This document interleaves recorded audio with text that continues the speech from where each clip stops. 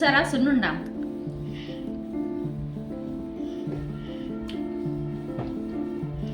ఇలా చేసుకొని తినండి.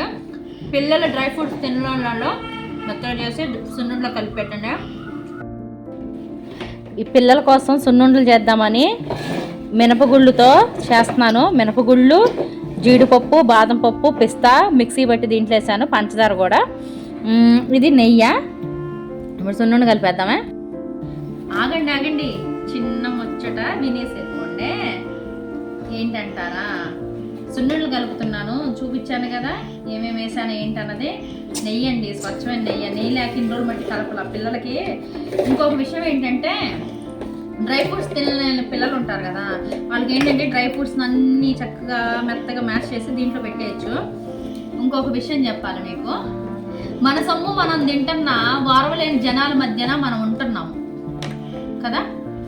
అందుకే ఏనుగు వెళ్తుంటే కుక్కలు ఎన్నో మురుగుతూ ఉంటాయి.